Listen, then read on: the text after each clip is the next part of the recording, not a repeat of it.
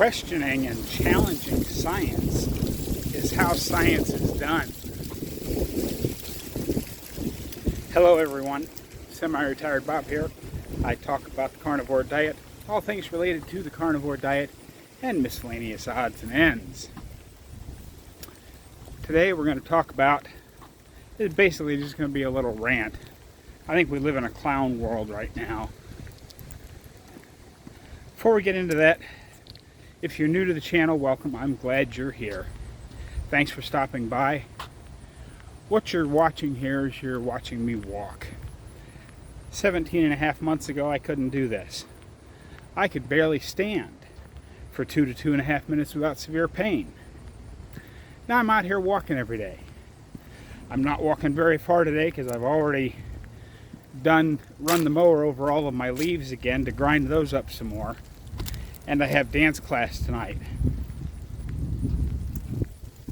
So I'm just going up the street and back here just a little bit. But thanks for stopping by. Help me get the word out. It's never too late to change your life. Because that's what this channel is all about. I'm 60 years old. And I'm doing things that I couldn't do when I was 40.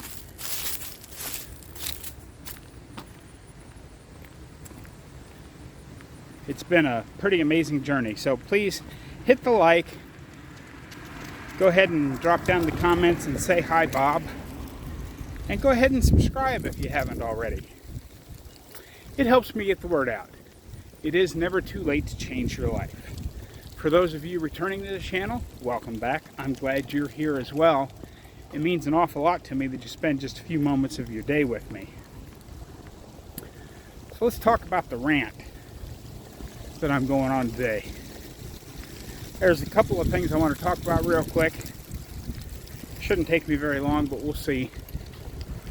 Have you guys seen the stories where they're now trying to get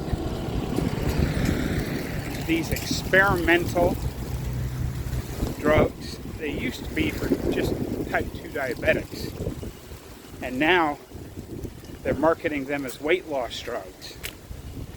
They're trying to convince us that being overweight is genetic. I will admit there's a genetic component to it, but not actually in the genes. Who teaches us how to eat? Our parents. So our eating habits are inherited, but not from our genes. But they're trying to convince us that being obese is a medical problem. And they're now trying to get these drugs approved for children as young as 6. If you're not horrified by that, why not? With all of the questions and problems that have surfaced in the last couple of months from adults taking these drugs, do you really want to expose our kids to that kind of problem for their entire life? I'm sorry, but that just seems crazy to me.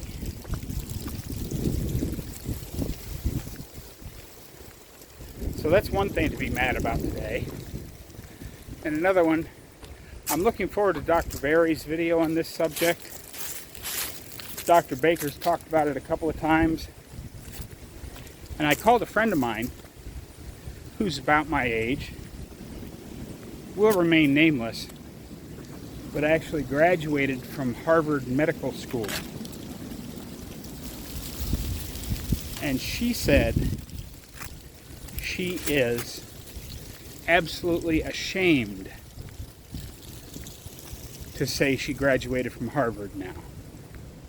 This recent study they put out, trying to claim that red meat causes diabetes. Who paid for that study? I think that would be very telling. Extremely telling who paid for that study. Just absolutely shameful. Because everybody I know personally, plus everybody I've talked with online, via my Facebook group or in the comments of this channel, all of the people I've talked with that had type 2 diabetes, switching to a high-fat, low-carb diet has, however you want to call it, reversed their diabetes, put their diabetes into remission, fixed it. I say it's cured it for me. What in the world is going on here? I remember when Harvard was one of the most respected universities in the world. Now it's become a punchline.